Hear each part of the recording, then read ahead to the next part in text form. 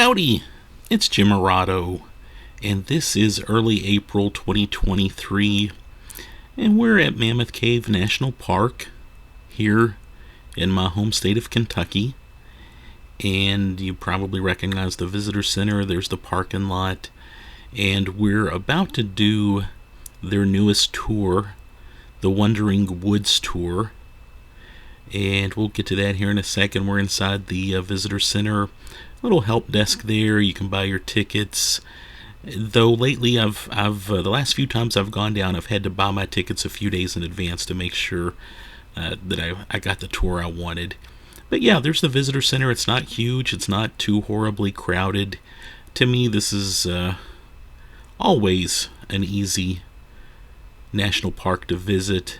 And unless you go on the free national park days, I think they usually do like a free self-guided ticket that they give out, and I've been here on those days and it's been a little crowded. There's been some wind damage through the area, some kind of crazy winds, and I thought I would just show you. There's obviously some tree, and there's a cabin damage over there, and this is right outside the back of the visitor center where you usually meet for your tours. You can see where this tree was taken out, and I just thought I would include some of that damage here just for you to see. Just some interesting stuff. I've been at this park several times, though, where I've seen trees that have been knocked down. It's not uncommon, but yeah, here lately it's been, I guess, very common, might be the best way to put that. And you know me, I love postcards, patches, hiking stick medallions, and I love smashed pennies. Mammoth Cave has a couple of these machines around. They still had the little Batman logo one, so I got a smash penny with the Batman logo. They had some co-branded merchandise with DC Comics for a while. I didn't see any of that stuff there this time. I do love their gift shops, though. And then the Big Lodge, building out back behind the visitor center, they're doing some repairs to the roof, so check that out. Anyway, I'm going to stop talking for a little while and let you listen to our wonderful guide. Something that Mammoth Cave is not known for, so you guys are in for a really special treat. And once we're done inside the cave there, we're going to hike back on the bus, same thing as it was before. Some more discussion on the bus. Then we're going to come back here. Stop us off right over there with some squishy mats filled with soap and water solution. It's going to clean the bottom of our shoes and help stop them from spreading. Good morning, Mammoth Cave visitors. This is the final call for the 9:30 Wandering Woods. Departing now from Shelter B, final call for the 9:30 Wandering Woods. And as soon as she gets over here, we're going to be heading out. Okay. Any questions so far, though? Alrighty, well, if you do at any point in time, feel free to ask. While the bus is long, just feel free to holler those questions out if you have any. Go ahead and get those tickets out ready, show them to our bus driver. Please leave the 2 front row seats open.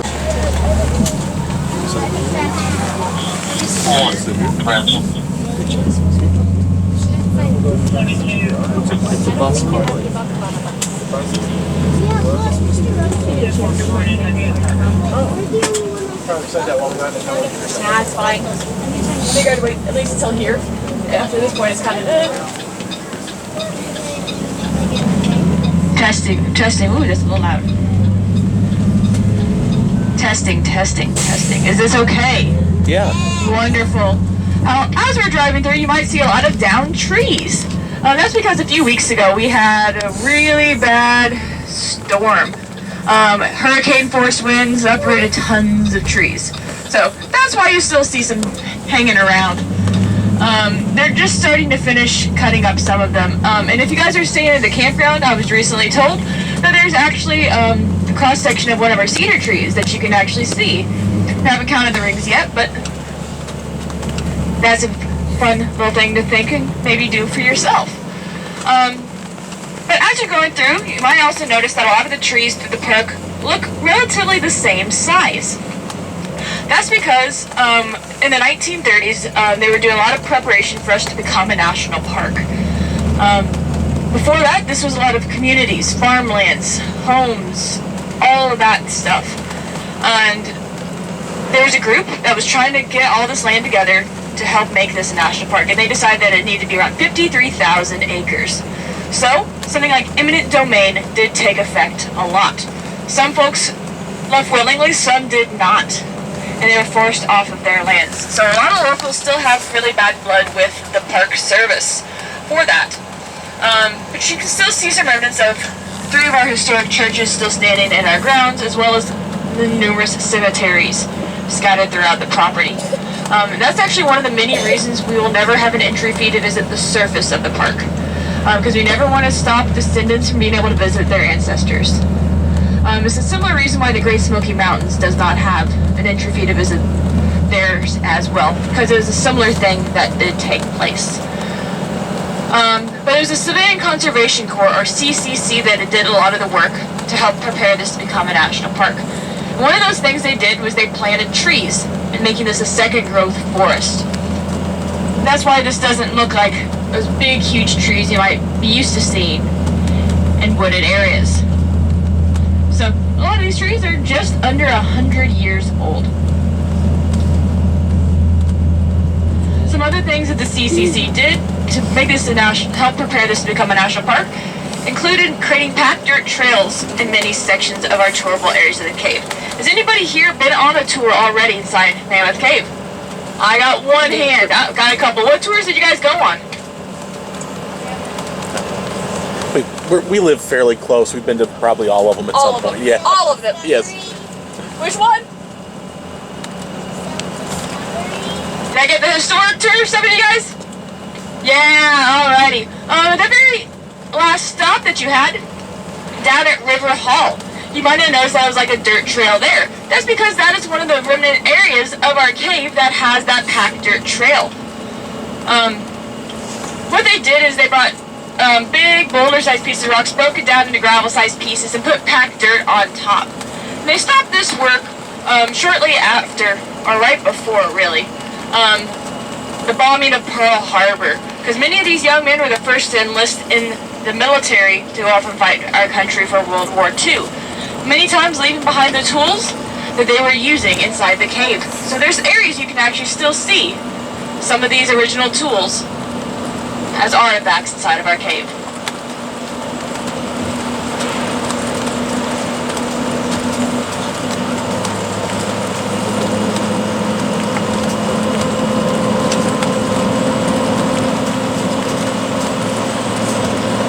But when we were leaving the visitor center, did you guys see that big thing that was wrapped around, that had a tarp wrapped around it?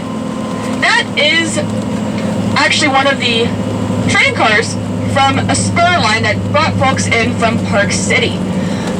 There is a rusted out hole in the ceiling, so that's why they're covering that train cars to help preserve it the best they can. But as we're going by, you might have noticed that there looks like a walking or biking trail parallel to the road. It's because there is. That is the hike-bike trail that kind of goes along the same route that the train used to go to come to the Mammoth Cave. Park City was previously known as Glasgow Junction, and they had that spur line from the main line to bring people to Mammoth Cave. So if you guys are interested in hiking or biking about 9 miles from the visitor center, that's where it would take you, to Park City. And you can still see a little bit of it right there. And again, that's our wonderful guide giving some narration there. She, heck, as you could tell, she was very young. She actually discloses her age later, and she's a kiddo in my books. Doing a great job, though, doing it like a veteran. Later on, she's going to give some great information on the park, on Wandering Woods, which was kind of a theme park at one time. And she's also going to cover the whole Floyd Collins story, and she does a great job of that. I've put up a video elsewhere on this YouTube channel about Floyd Collins, if you want to check that out. During the summer, they do a Floyd Collins caravan tour, and it's a free tour. At least in the past, when I've done it, it was free. You just have to make sure you sign up for it, and a ranger kind of leads, a car caravan, and they go out to various locations related to Floyd Collins, including his grave, and that's great. And again, here in a moment, she'll give some more information about Floyd Collins, actually towards the end of the video. Also, she mentioned that the Great Smoky Mountains, they do not charge a fee just to come and enjoy the park, just like Mammoth Cave. Bit of controversy here lately over the last month or two. Early this year, 2023, they have started charging a parking fee. I think it's like $5 or $10. It's still ridiculously cheap, but they had to start charging, I think, just because the crowds are getting so big down there. But of course, that is a controversial topic for sure. Probably my second favorite national park, the Great Smoky Mountains. I'm sure you noticed also there were some kids on this tour. This is a very nice tour for families, for kids. It's not as strenuous as some of the other tours that you can take at Mammoth Cave. Kind of a nice simple introduction to the park and to a little bit about the caves. Oh, and our guide goes over the cave wars a little bit too later on. Anyway, I'm gonna turn things back over to her because I know she's about to start talking here again in a moment. But yeah, in addition to seeing a nice spectacular cave here in a moment, you also do a very short hike out to it and back, and you get a little bus ride around this area.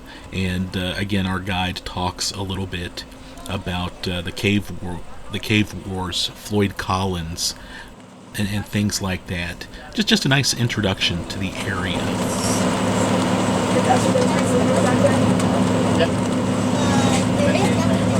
As we're driving by, you might have noticed some people off the side of the road just looking around in the ground. Those folks are probably mushroom hunting.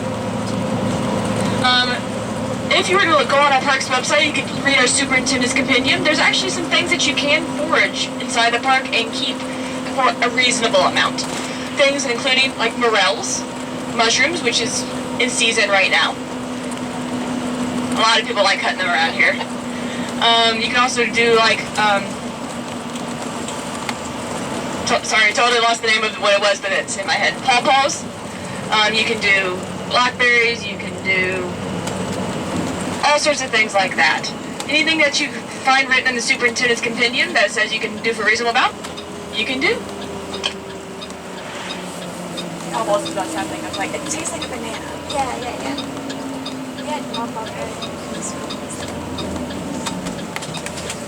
And folks, this probably doesn't look like something you would normally consider going to go to a cave.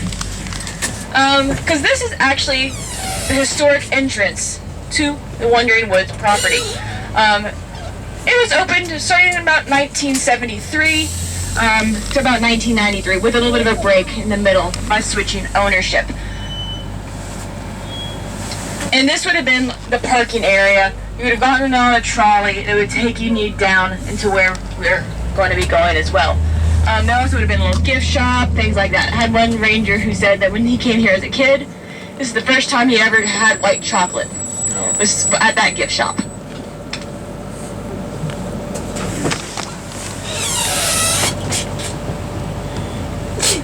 But we always have to lock the gate behind us so folks don't come in. You have to have the key.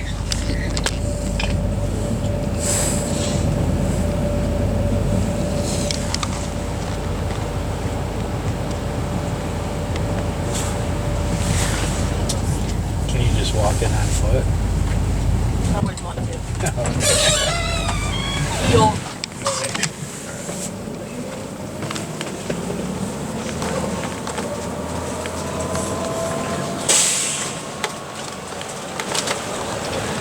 As we're driving down, you also might notice some trees look like they're burned. There was a prescribed burn not too terribly long ago, so no worries.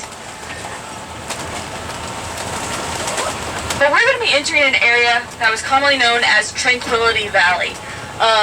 This was originally created as one of those like living historic villages. They kind of like the Little House on the Prairie type thing. So they would have had things like the blacksmith shop. They would have had weavers. They would have had seamstresses. They would have had all those sorts of things, people demonstrating different skills that were commonly used back in those pioneer times.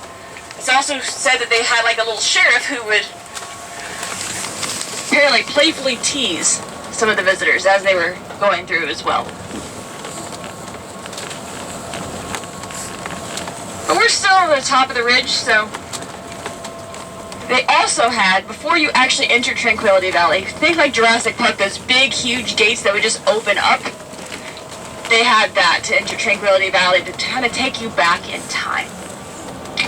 But currently there's actually only one structure still standing from back there, and we're going to try and see if we can spot it off to the left.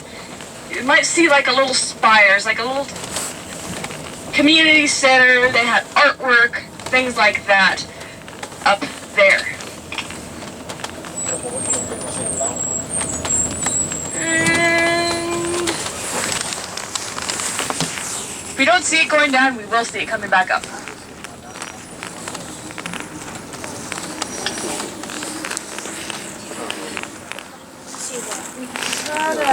Yep, you can kind of see it up there to the left, the little white spire. Oh yeah.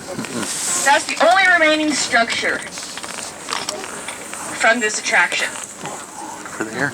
And the main reason that it's actually still standing is because the Raffines big-eared bat decided that they wanted to roost there, so that is now a bat hibernaculum. Talking about that thing up there. The very top. See the spire? Yeah.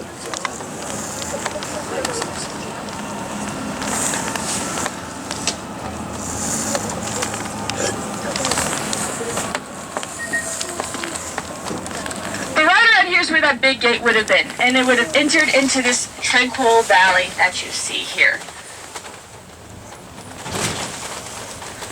One of the owners was a man by the name of Herbie Moore. One of the things that he wanted to make sure that he included here was a wax museum.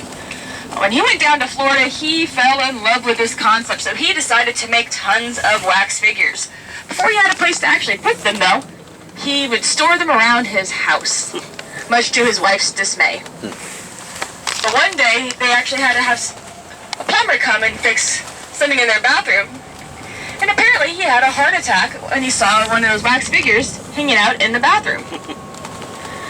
After that, his wife basically said, you gotta get rid of them or find a place to put them. So he ended up opening that wax museum here inside of Tranquility Valley. As you're looking around, you might also see, it looks like some pieces of metal roofing. That is actually for the herpetologist that comes and visits. It absorbs the sun's rays, so snakes like to hang out. So if you see one, don't mess with it. No problem. Was this a building over here on the left or something? I see. That is, well, when you get a little bit closer and see it, I'll explain to you a little bit more. Sure. You got any poisonous snakes down here we look out for? We do have some, like the cottonmouth. And which one? Copperhead. Oh yeah, and copperheads. How did I forget about that one? Rattlesnake. I see a building. So yeah, watch out for snakes. But we do also have some others, like ringneck snakes and things like that.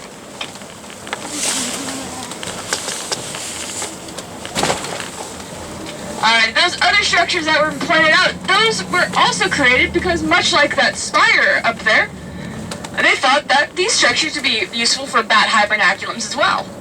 But these structures are apparently a little too new, so the bats don't like them as much. But that is their purpose. They are standing there so bats can hibernate in them if they so choose.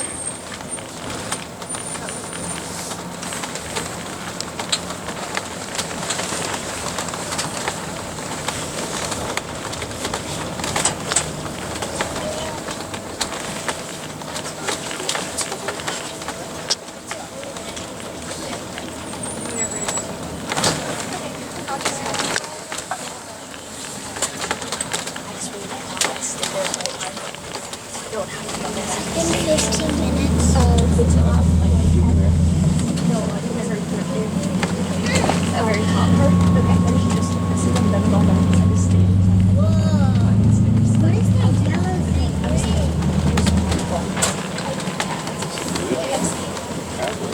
What is that yellow thing? I like this idea. Yeah.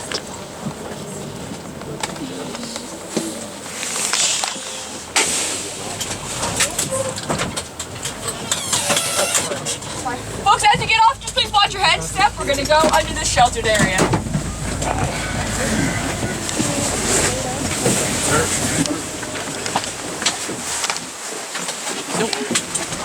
Thank you.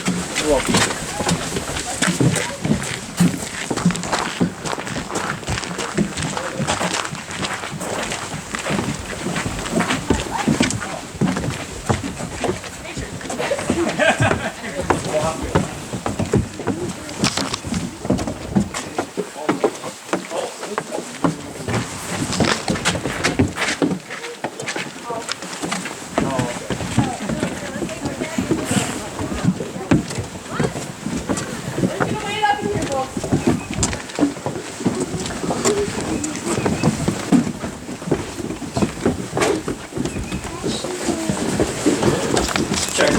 snakes. Making sure it's safe for us. Getting rid of the buffalo. Why aren't you looking somewhere else? Come on. Snap, snap. Let's go. You're the first person to find one on the tour.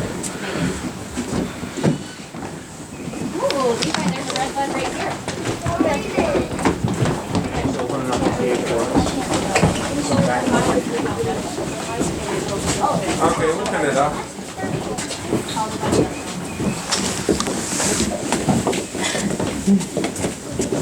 Come on in, folks. Before we talk about anything else, I gotta talk about the rules. I listen to the rules, man. I'm not gonna change that much. Alrighty, folks, these are pretty self-explanatory rules. But folks, if anybody here does have any heart or breathing problems, trouble walking long distances, navigating stairs, or other health concerns, please consider those limitations. Because if anything were to happen, the medical evacuation can and likely would take several hours. Nobody wants that, so please keep that in mind before making your way inside the cave today. We're a small group, it's not going to matter as much, but front of the group is going to be a slower pace, back of the group is going to be quicker, just as needed.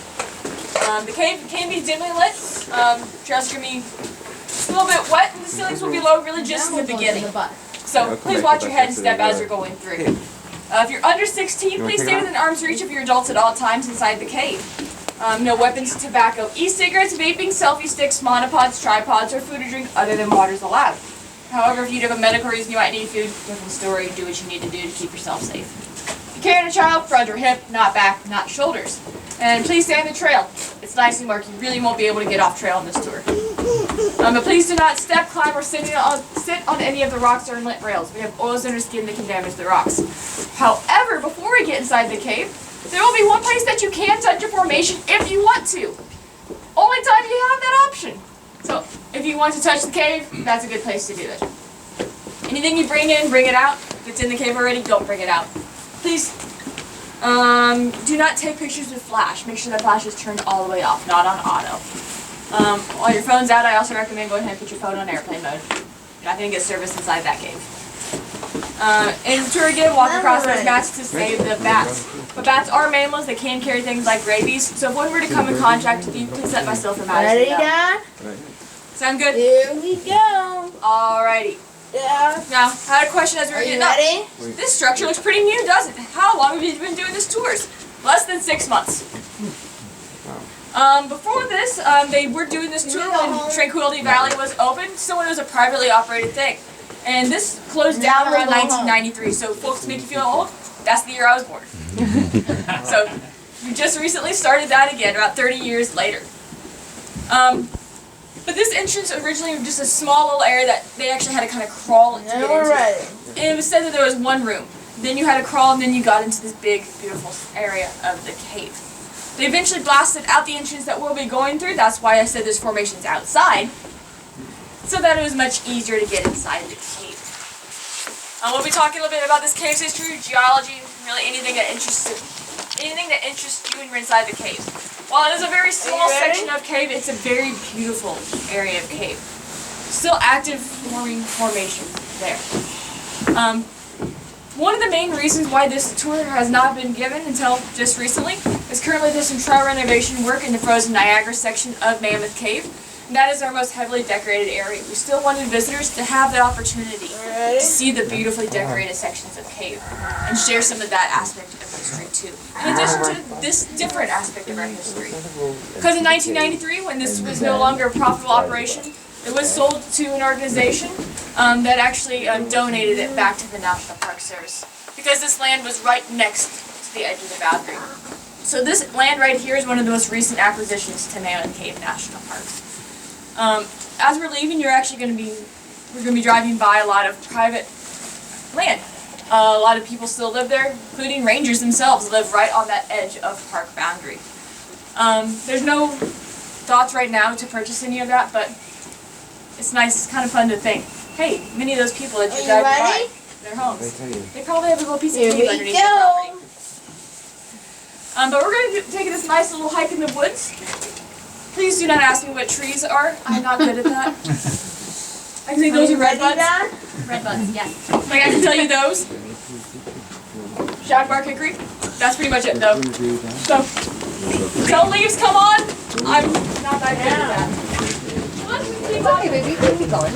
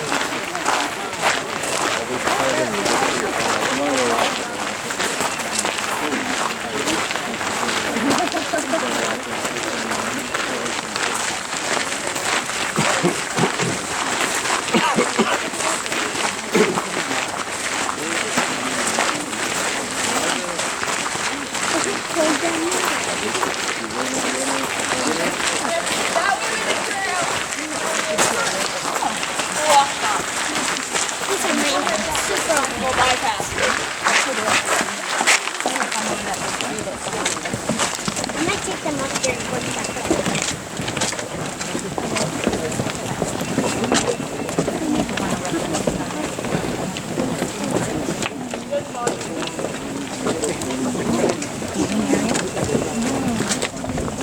Trail is.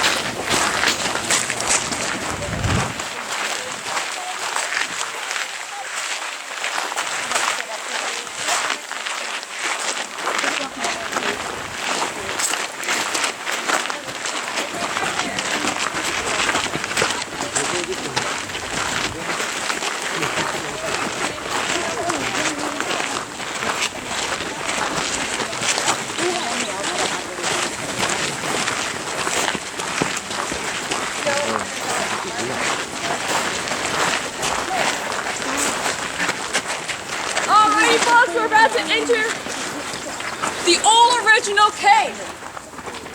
If you wish to touch a formation just here to the right of this handrail, that is your opportunity to touch a piece of flowstone. You see a lot of examples of active flowstone when we are inside the cave. I'll go ahead and let you guys know if at any point in time you guys wish to leave the cave, you're more than welcome to. It's a really small section and it's very easy to come back out. Just wait up here if you guys do decide to do so. You're not going to hurt my feelings. But are you guys ready to make your way inside? Yeah! Alrighty, you guys might get some cane kisses along the way, so be prepared for that. Crack your head. Oh, yeah.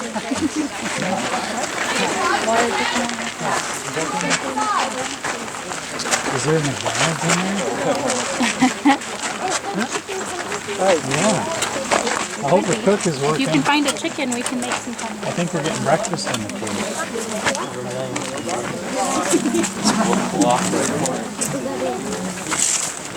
think I'm in the top spot. One place where we can talk.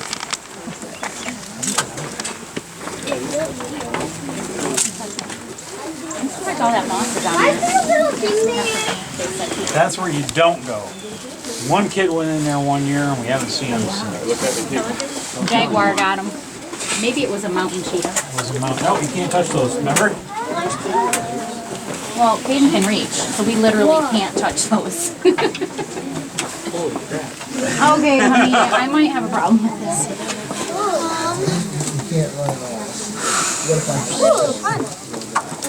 How far is it? Not very far. Not far at all. I'm waiting till you guys go through so I don't hyperventilate. I can see the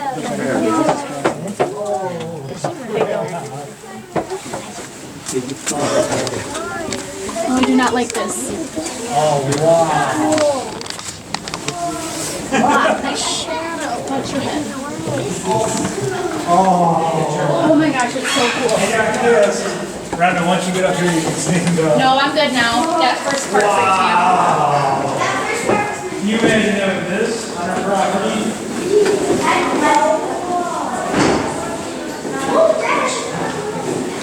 Beautiful. Wow. Look at this. It's pretty neat.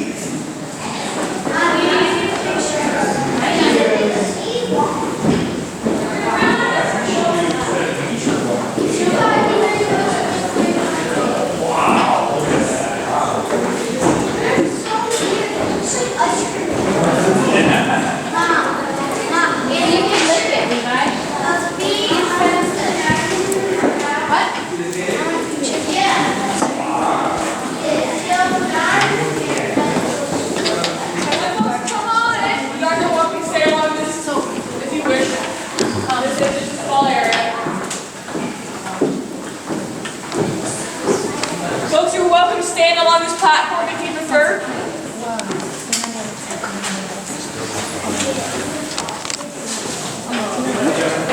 Alright, folks, welcome to Wandering Woods Cave.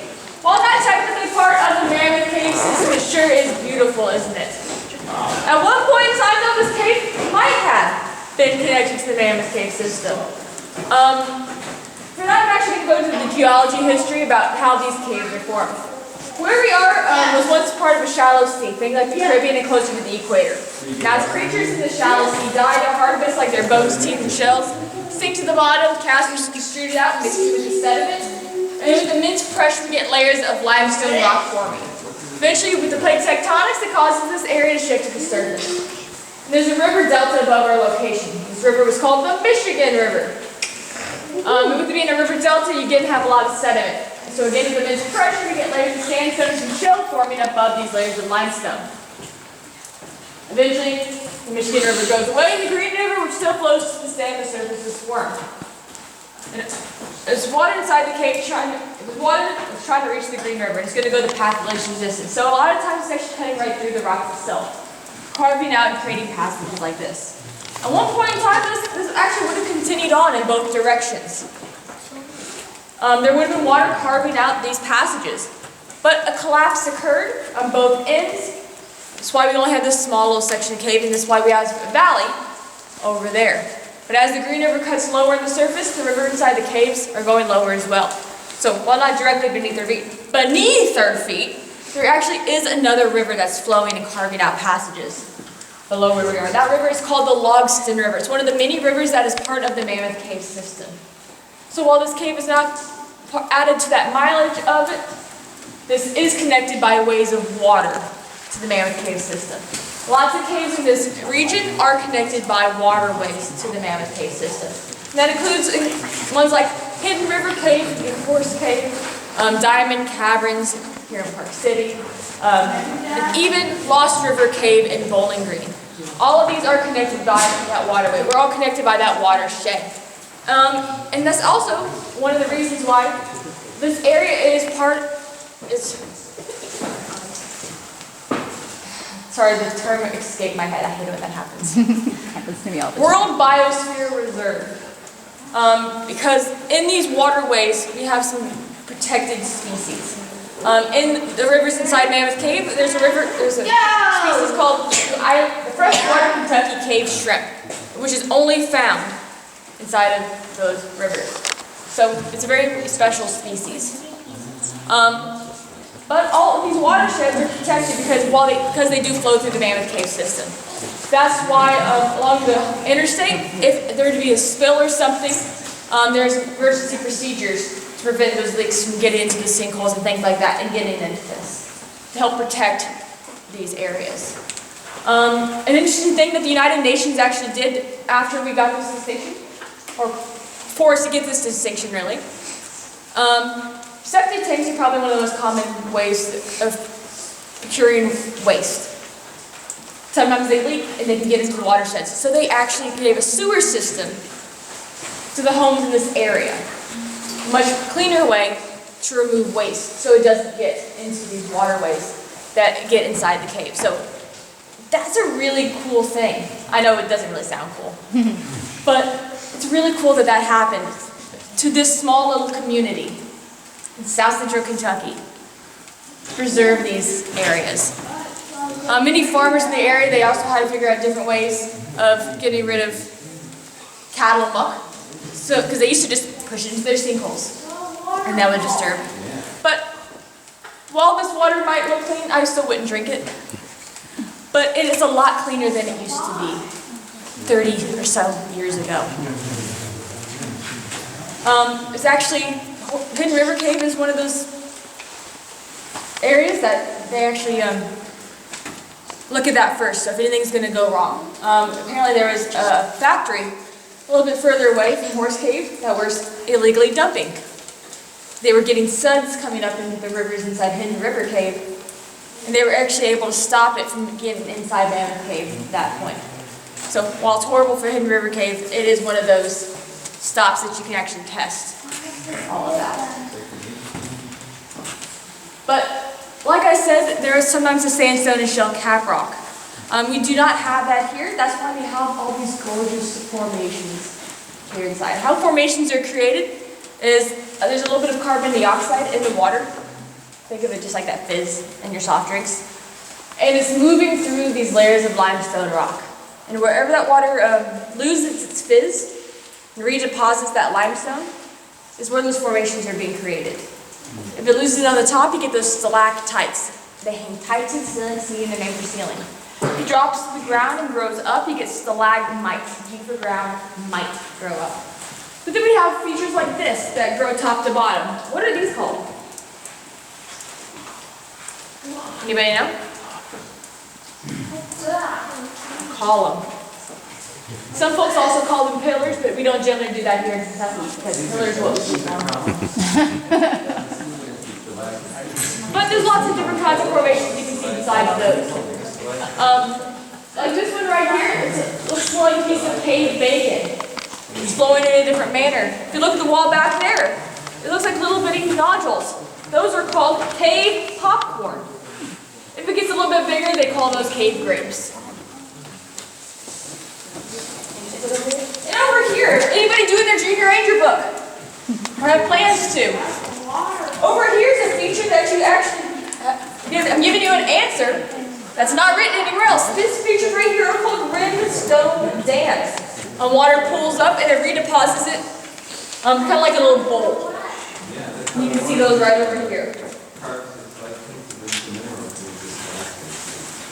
But there's also many creatures that live inside these caves. One example you can see right here, this is a cave cricket. These are one of those keystone species. They actually go out about every few weeks. They eat the cave vegetation, come in, and their poop and their eggs are nutrition for creatures that never leave these environments. The females, which it looks like this one might be, it looks like they have it looks like a stinger at the back. That's really her ovipositor. That's a ladybug. that use that to drill holes in the dirt. They lay their scent in all of them, but lay their eggs in one as a defense mechanism from the cave beetles eating all of their eggs.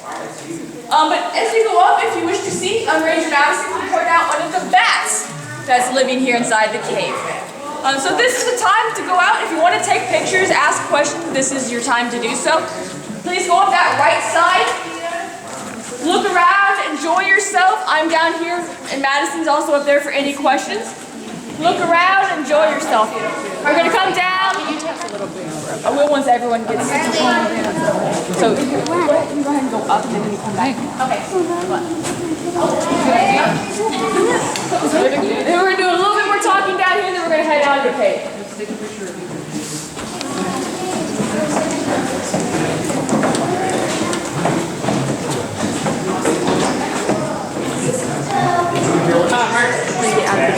Oh.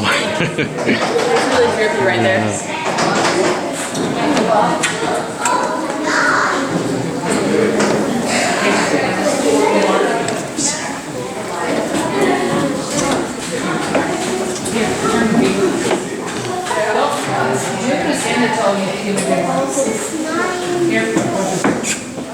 Much better.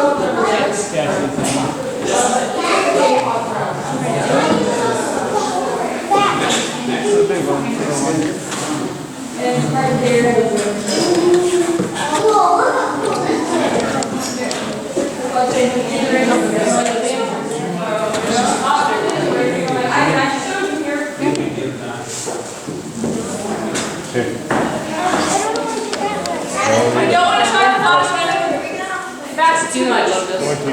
Because it's Alright. Don't worry, we'll need to know.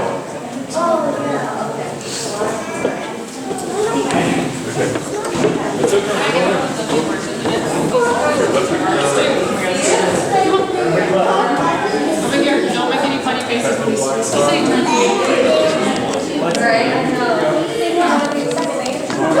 Stop making those noises!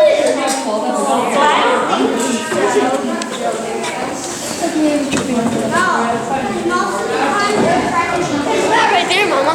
Yeah, I saw that one. Oh yeah, that one right there. Just try to get a couple quick pictures.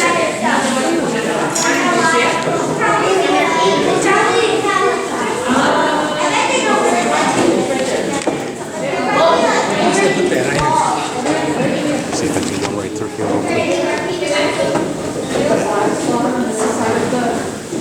The reason why I want you guys to wait is because I'm sharing a different aspect of our history. You guys notice it looks like a lot of these formations have been broken off? Yes. Well, that's because in the early 1900s, there's something called the Kentucky Cave Wars that was going on. When we're heading back, you're going to be able to see this a little bit better. But people would break into other folks' caves, break off formations and sell them at their own because they don't want to destroy their own cave. And people were wanting to buy formations. It's a very common thing people wanted to do. They also just like to go in and break them off so that they wouldn't have them to show. They didn't have their key features. Another things they would do is they'd actually stop folks on the side of the road and say, oh no, you don't want to go to wherever their destination actually was. They had a cave in. All their guides have tuberculosis, something like that. To prevent them from going to where they wanted to go and come visit them instead. Because with there being lots of caves in this area, it was really hard to get that business. And people were wanting to make that tourist dollar. So as you're going around the area, you might still notice some of these rock shops. These little curio shops that used to sell things like this that were broken off. When they actually first came in this area and they're preparing this for tours, they actually noticed some shotgun shells on the floor. Because you might be wondering, how did they get those formations from way up there? They shot them down. We're going to go into a little bit more detail about the Kentucky Cave Wars and some of those different aspects of our history on our bus ride back. But now I'm going to get back to the fun. Yeah, it's good news. Ranger Madison's going to be turning off the lights as we're leaving, and we're heading back to the bus. John's all wet. Yeah, you got wet lady. You good? Ready to go home? Yeah, we're going back to the tree or to the bus. Right now, we actually don't have names for a lot of information, so if you can come up with one name, please let us know.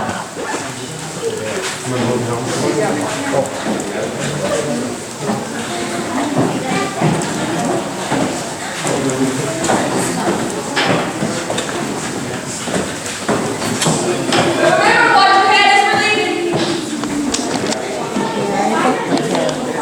Oh no, I'm sorry. It's my fault. I did not walk that down. Oh, hey.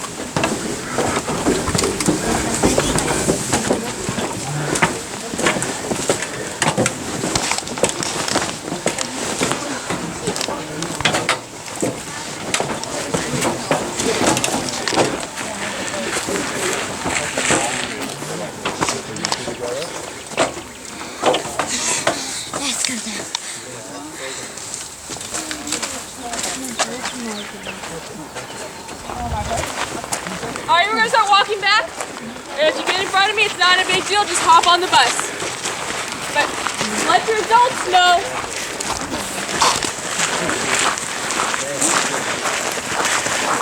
You can't go too far ahead. You gotta let your adults know where you are. They gotta be okay with it.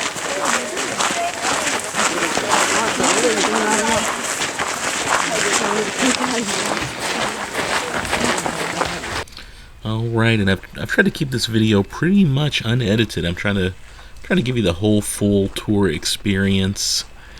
But I figured while we're walking back from the cave, I might just say a few little things here that were on my mind. Again, a great tour. I enjoyed that a lot. It's a short little cave, and you know there's the steps there at the end where you kind of go up and come back down that are optional. So you know if you had an older person maybe that didn't, you know, that wanted to do a short cave tour, that would be perfect. Also, they've got this nice trail here, kind of gravel and wood, and just easy to do and pleasant. Just kind of nice walking through here. We saw some columns, we saw stalactites, stalagmites, a bat, a cave cricket, and we got to just check out a really nice cave, and that was pretty cool. I appreciated seeing the broken, you know, the formations that had been broken during the cave wars that she talked about, and the whole explanation about the guns being used to shoot down formations. That's interesting but sad also. So anyway, yeah, this was a great tour. As you can see, just kind of fun walking around. I would have loved to have seen this place when it was up and running, you know, kind of as a pioneer village kind of thing. I'll have to check YouTube. I'm sure there's some videos up of it. I did check eBay. I see that there are some old postcards, and the images on those postcards look really, really nice. She mentioned the rock shops through here. One of my favorites is Big Mike's, and we'll pass it on the bus here shortly. Obviously, they're not tearing up caves and selling those rocks, but I like Big Mike's. It's just a cool souvenir shop, and I just thought I'd give them a quick little endorsement. And our guide mentions that that Pioneer Village, the Wandering Woods theme park, basically folded in 1993, the same year she was born, making pretty much everybody on the trip feel old, but that was pretty funny. And again, I did want to leave this as pretty much as complete as possible. I did turn my camera off for maybe a minute when we went down the stairs. You know, we kind of went up the stairs and kind of got a nice look down on the cave. As we went down those stairs, I turned my camera off, and then I edited out maybe 45 seconds where our kind ranger took a couple photos of my wife and I, which was very nice of her. And this was a fairly short tour, like I mentioned. If you were here, you did this tour. It started at 9:30.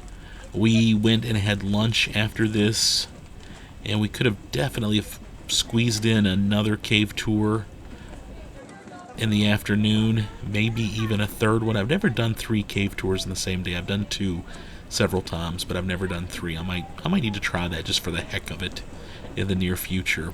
But yeah, good short cave tour. You know, you can do it kind of early. Yeah, just not too rough of a tour, and I appreciated that.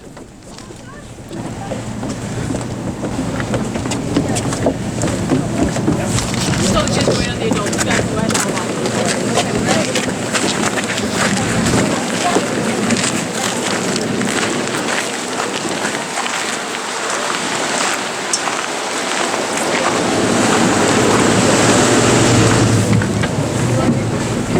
oh, it's Morel. Yes. Can we go pick it?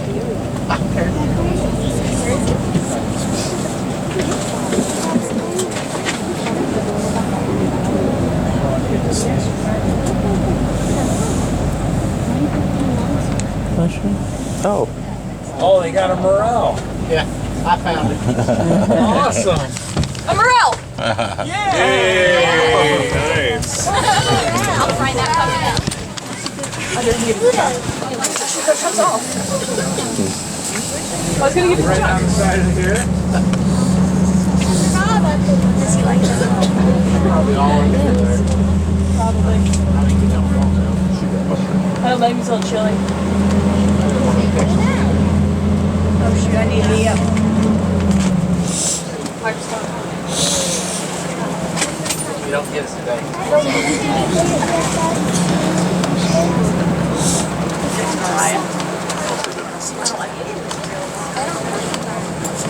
But there's another end too.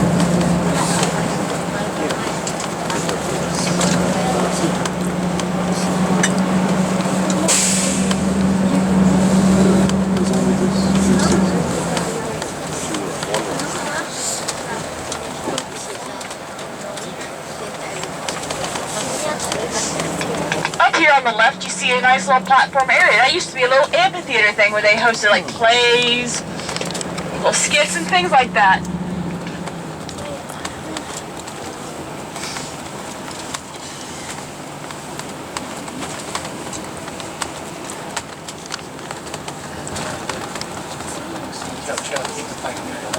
Well, Chuck's off today, I forgot. I give it to Mariah and Brett. But I'll still tell them that.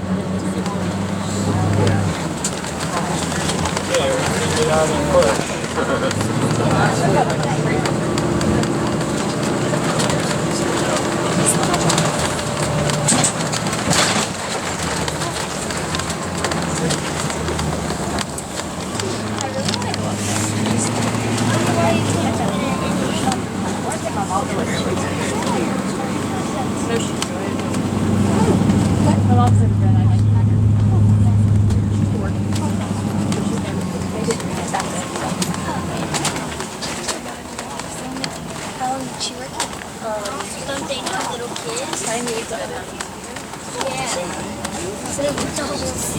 does she do now?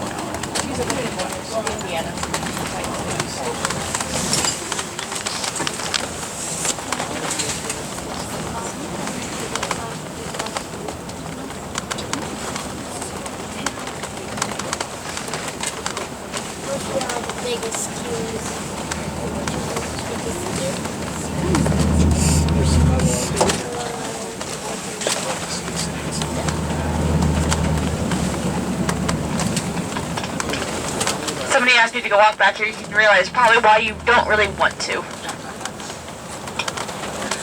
But we're almost back to the entrance. Madison will get out and unlock the gate again. And as soon as we pull out of that parking lot, we're going to be back on private property. We're making our way a different loop way back to the visitor center. If you folks came in through Cave City, this is likely the path that you would have gone to get in. Once we make 2 left turns.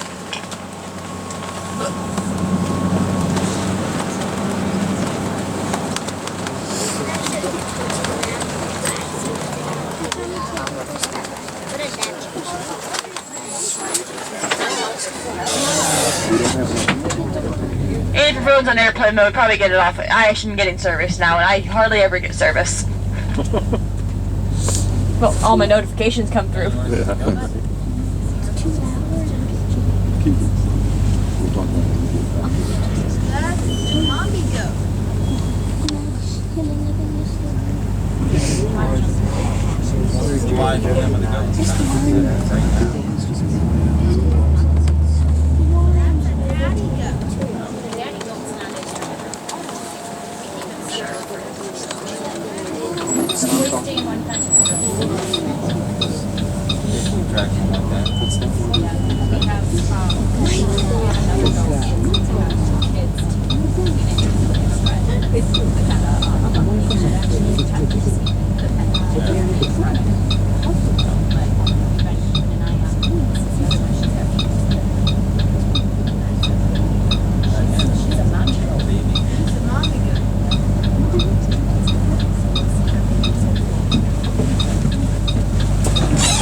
And there's the World Park law enforcement that is driving by right now. Everybody be cool.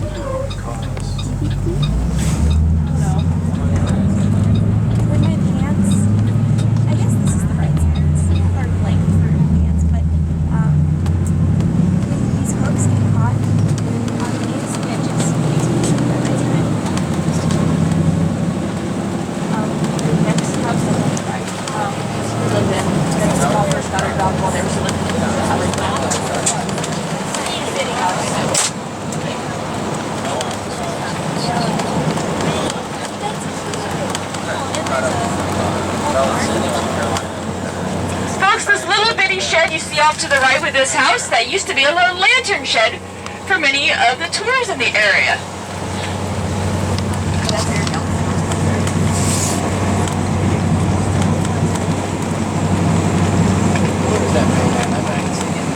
I think he's still on intermittent time. I think he's still on intermittent.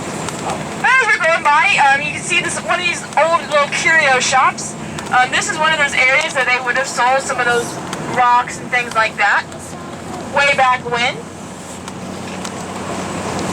But like I said before, this is skirting the edge of the Park Service boundary. A lot of folks here likely have cave underneath their property. Up on the left is Brett Ryan's house. Mammoth Cave itself is currently mapped at over 426 miles, but we also like to say that there is no end in sight because we truly don't know how long the Mammoth Cave system is. A lot of the cave is within Park Service boundaries, but over 100 miles of it does extend beyond those boundaries. And in Kentucky, there's a thing called mineral rights. Whatever you own on the surface, you own to the core of the earth. So they actually have to get permission from many of these landowners to go and visit the cave that goes underneath of their property.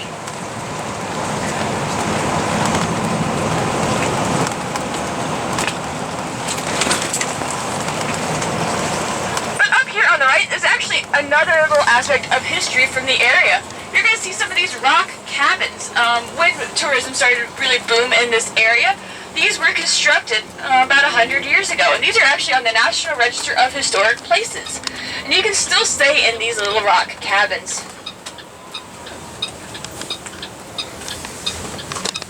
But the main hub for tourism, many folks were making their way from Cave City to come visit Mammoth Cave. So this road we're going on right now was really that main entrance to visiting the park.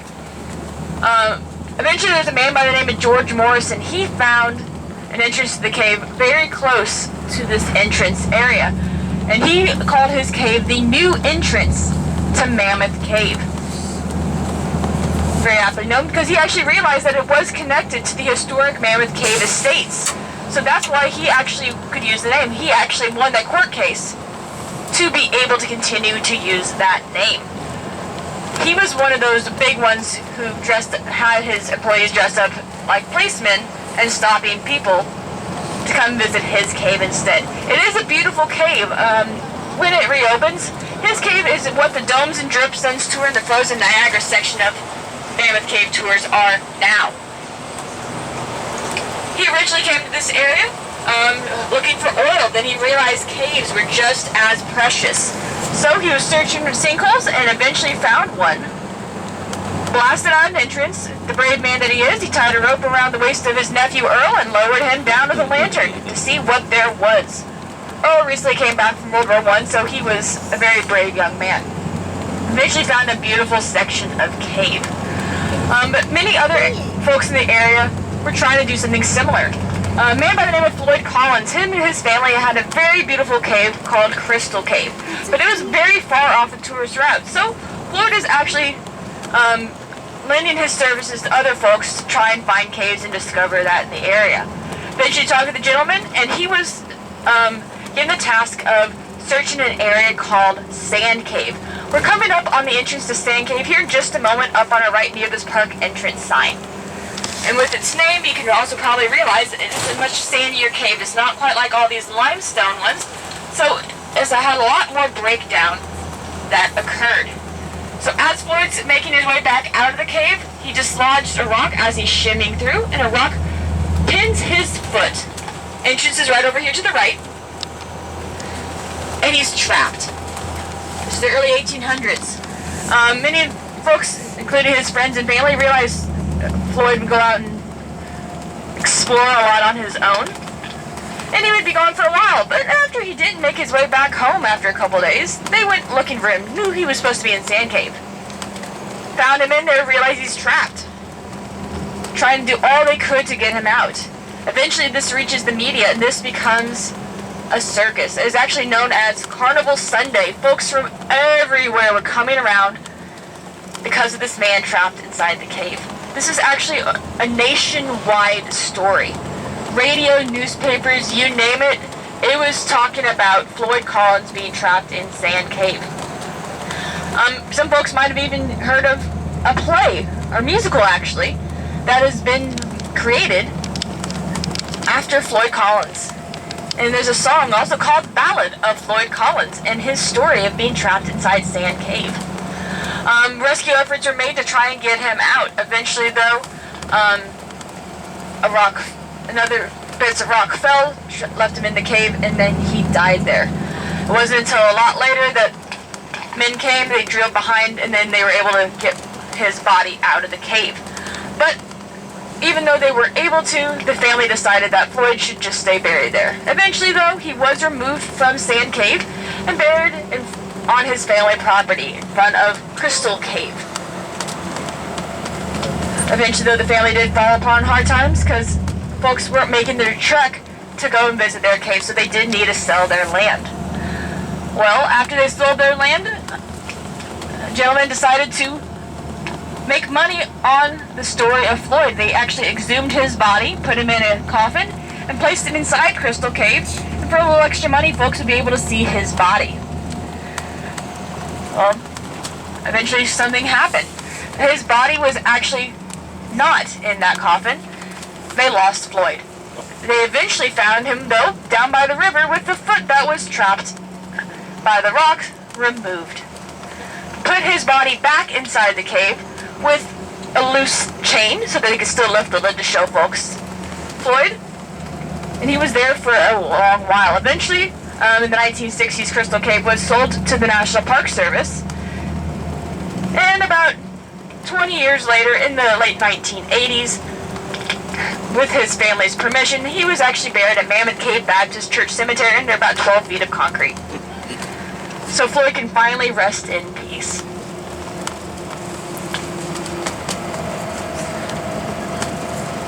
But that is another aspect of that Kentucky Cave Wars, with the multiple burials of Floyd Collins. A connection with Crystal Cave, though. Crystal Cave is, their ticket office is actually another bat hibernaculum. But that used to be the headquarters for the CRF, the Cave Research Foundation. And entering Crystal Cave is actually where the connection was starting to be made to connect it to the Mammoth Cave system to make it the world's longest cave. Crystal Cave is part of the Flint Ridge system. And originally, that was one of the longest cave systems in the world.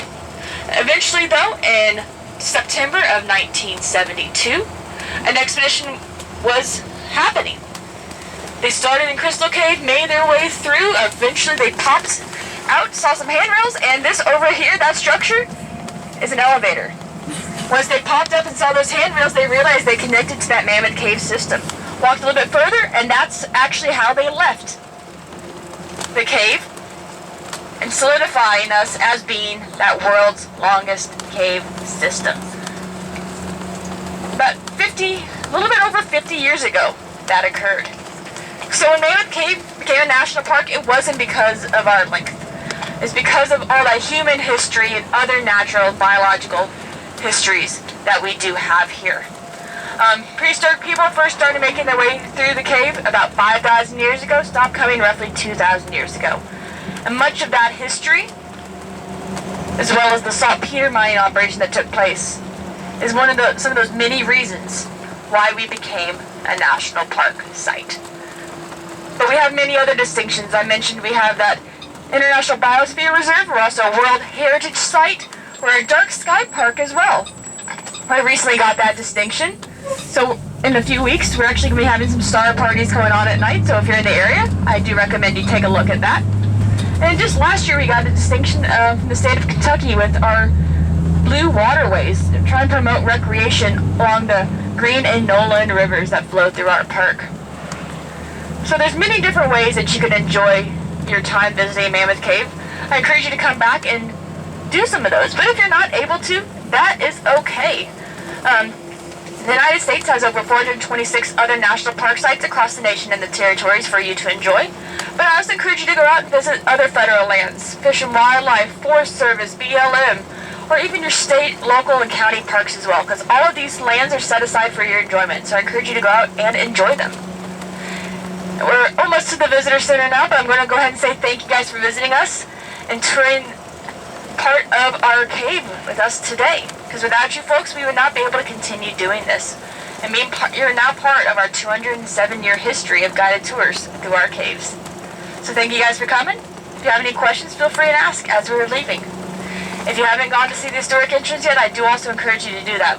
You do have the self-guided discovery tour going, and you can go and see a small portion of the historic area on that tour. Thank you. Yeah, thank you. Thank you.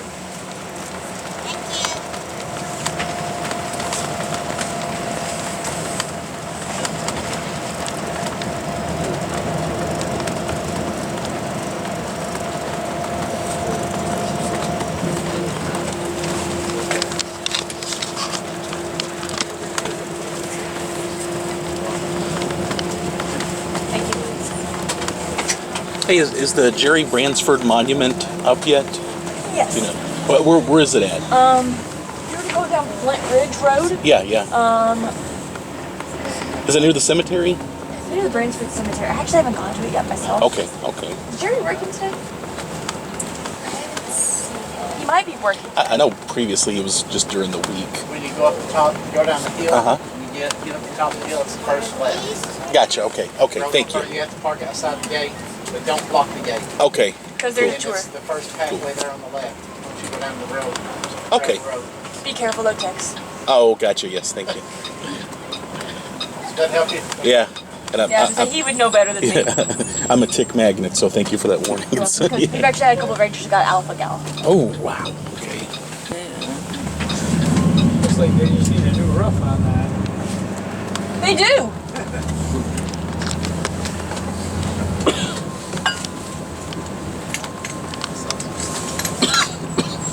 So you've been out Flint Ridge already? In the past, yeah. Okay. I know where you're talking Have you about. done the Great Onyx tour? Yeah. It's that red road. Okay, gotcha. Yes.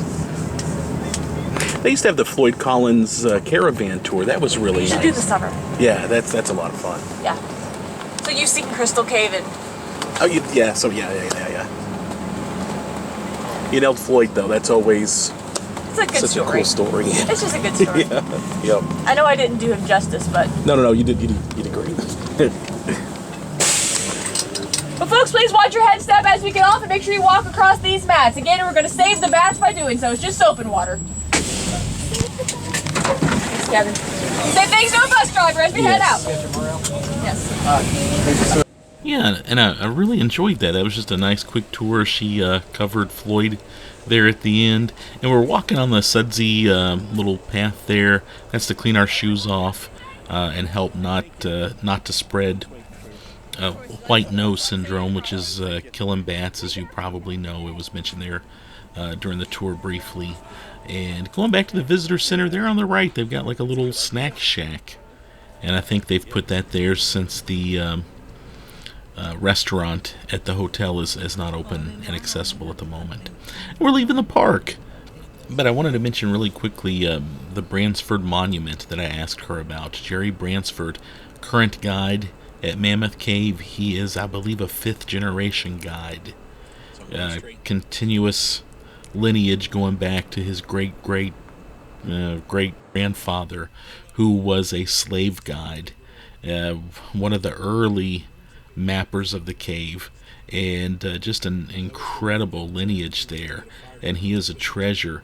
And he recently they've put up a monument to the Bransfords who contributed to Mammoth Cave early on. I'm proud to say I contributed a little bit to that monument. I have not gotten to see it yet. She mentioned ticks. I'm scared to death of ticks. So we decided to pass on walking out there on this particular day, but that's definitely something we'll have to do another day. Anyway, have you taken the Wandering Woods tour? If you have any thoughts about this tour or Mammoth Cave, feel free to let me know. Thanks.